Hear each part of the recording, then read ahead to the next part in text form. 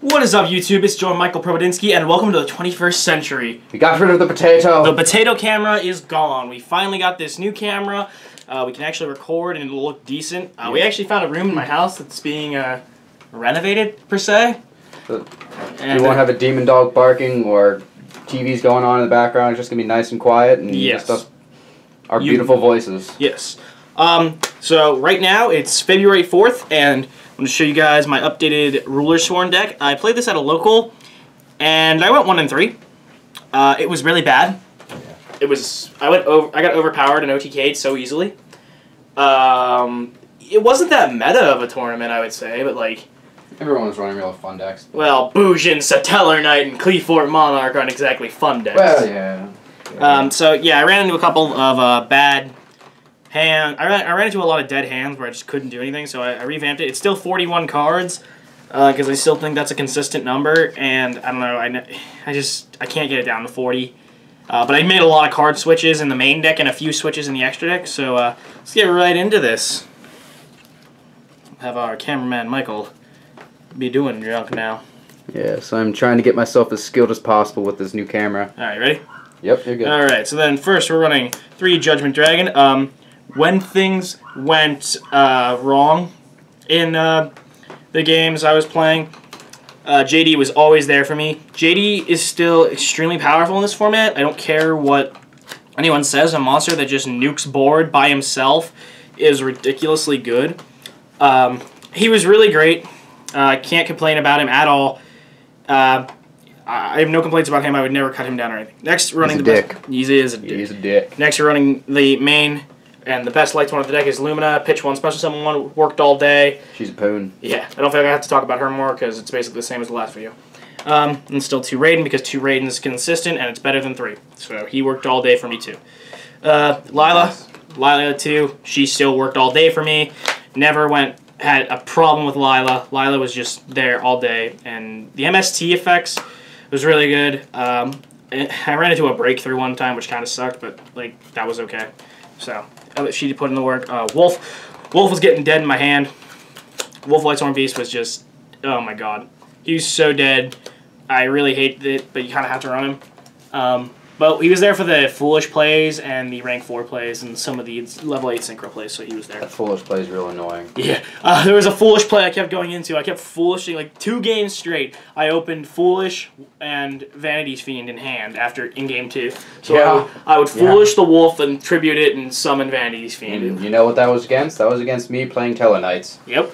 So I really wasn't able to do much. Yeah, and then somehow we had a Vanity stand. Oh yes. I was actually able to get my vanities out too, and then we just kind of stood there for like 3 turns because no one wanted to kill the other one. Yeah, but Wolf was really good at 1. I mean, he was kind of bad sometimes though. Next, Gayroth. Gayroth was pretty good. I thought he did all right. He was really good with the mill and draw plays. Jane. Jane was pretty good too. No complaints there. I added in Aaron because Aaron was. I realized that defense position monsters are kind of a thing now, so I decided that I really needed to throw in Aaron. It would help me get around Dante's. It would help me get around anything in defense mode. A lot of the Burning Abyss monsters are always in defense mode. So I really, Aaron... It's basically main deck Shadal hate. Yeah, it's main deck Shadal hate too. So I really felt like I needed to run her. I threw her back in there though. So then again, 1 Felice and 1 Minerva. These cards they came in handy all day. Felice was less dead hand than Wolf was though. So she put in a lot of work. Moving on to that's the end of the Lightsworn engine. Next, running obviously, now that this is Lightsworn, 3 Eclipse Wyvern. Eclipse Wyvern's really, really good. It was there. I had no problem with it. I had one bad time where I like drew an Eclipse Wyvern. Like, I think I drew 2 Eclipse Wyverns off a recharge, which was really, really bad. But that's pretty depressing. Yeah, but most times it's working fine and it's getting my JDs off the field. I mean, out of the deck really quickly. I ended up banishing Diabolos a lot too, obviously because it's Lightsworns and you got a mill, so whatever. Next, new card. Running this at 2 is 2 Gores, Emissary of Darkness. I don't know why I wasn't running this card before. So annoying. It's outs to the OTK, and it's a level 7, so it works really well with the Dragon Rollers and Diabolos. So the rank 7s are more consistent now, and I'm not getting OTK'd anywhere near as quick as I was before. So really good. There's more protection for it. And since this is February and it's still the January list, we're playing 2 Honest because it's 2 Honest. Yeah. It's an ass. Yeah. 2 Curry Bandit, just to get plays going faster. Fluffy balls. Furry balls. Your furry fluffies. Furry balls. Fur balls. He was really good. No complaints on Curry Bandit. He put in the work all day, and honestly, I didn't mill him too much, and then he was also a BLS target. And the next, for more protection from the hand... Shiny balls. Shiny balls. Rainbow Karibo. So you can see that I'm running 6 hand effects monsters, but you kind of have to because you're not going to be able to survive without those. So Rainbow Karibo comes in handy all the fucking time. This card's great. I love it so much. Truth. Yeah. Now moving on to the rest of these one-ofs. 1 BLS because BLS plays are still good. Still dropping BLS is one of the best feelings in Yu-Gi-Oh! Yes. So BLS was really, really good. Then I'm running Light Ray Diabolos, still at 1. He's my other Dragon Ruler now that I cut. Then I'm down to 2 Dragon Rulers, so he is way more usable now. He's always there. I love him so much. Then next I'm running... I cut my rulers down to 2. And I found this out, really, after playing at this tournament. You're never going to have enough targets to support 3 rulers. Maybe back in the day when there was like Mythic Ruler Sworn and all that, you had a lot of targets. But now it's just, I have Eclipse Wyvern, and then Dead JDs, and Diabolos, and Black Rose, and Michael, and Stardust, Spark. But like, I know that sounds like a lot, but in reality, you're not getting the extra deck out that much. You gotta hope that stuff's in the graveyard. So it was, and 2 is a lot more consistent, and with Gores kind of replaced the the Tempest. And Tempest was like kind of bad. I didn't really like him at all. He wasn't strong enough, and I don't like Redox. Redox is defense based, and I don't have any Earths to activate his other effect, or I might have played him. But these 2, the beat sticks for days. And then the last monster I'm running, I cut Shaddoll Dragon down to 1. I was seeing this card way too much, and I was seeing it like first turn when I would go first and there would be nothing to pop. And a lot of stuff's chainable now, so when it was popping a El Shaddoll Fusion, or a... I don't know what else was... There were a couple things. It was just really annoying, and when I cut him down... that Fire Lake, bruh. Yeah, the Fire Lake was not fun either. That wasn't fun. But when he's at 1, I'm seeing him at times when I do need him, so he was really cool to have. So he's kind of like a 3rd Lila, so... But yeah, that's the end of the monsters. I don't know the monster count again. I didn't count. I don't really give a shit. A lot to a little. A lot to a little, yes. Next, we're running 3 Solar Recharge because draw and mill. I don't really need to talk about that. And I will mention again that the spell lineup went down a lot. Well, not a lot, but I cut a few cards. Then I'm running 1 Charge, obviously, because Charge is ridiculous. Yeah, it should come back to 2. It can come to 2, as far as... Yes, okay. No. Yes. And then Foolish because it can be whatever you want it to be. That's... really why it's in there. I honestly cut it for a while back when I was testing things out, and it was okay, but like still the free, you plus off it every time, so the free was too good.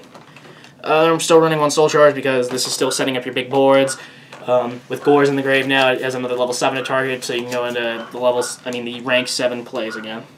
Then for traps, I've upped them to 3, still keeping the 2 Breakthrough Skill because Breakthrough Skill is actually really good in this deck. And then 1 Beckoning Light. I don't run Reincarnation anymore, because Beckoning Light's too good. It was just helping me out all day. Right now, it's better than Reincarnation, because Reincarnation's only getting you 1 monster back. This is getting you everything back you need, like Diabolos, Judgment Dragon, or BLS even. So that's why I'm running the Beckoning Light now. So that's it for the main deck, 41 card main deck. So, you know, still 41. I don't really like the 40. I don't know why. I just kind of like having it at 41. So he just likes to be hipster different. Yes. Now for the extra deck, running 1 Black Rose because of Field Destruction. And it's a 7 dragon, so it works because it's consistent with the deck. Then 1 Stardust Spark. Stardust Spark actually came in really handy because of the obviously being a dragon, and he's a light, so he's an honest target. So he actually put in a lot of work. So that was awesome. Then running 2 Michael the Arc Lightsworn because you need 2 for I hate you so much. You're just grumpy that you don't have a card named after you. Yeah. For refill and banishment. So that card was always put in the work. Now, this new card I've added in, this level 8 right here, Thought Ruler Archfiend. This card kills Burning Abyss. Like, Burning Abyss can't do anything against this card. Like, besides its Virgil. It's literally so good. And, oh my god, I was so happy to be playing this card now. After I didn't play him in that tournament, I was like, oh my god, why wasn't I playing Thought Ruler? And he's too good. He's so good.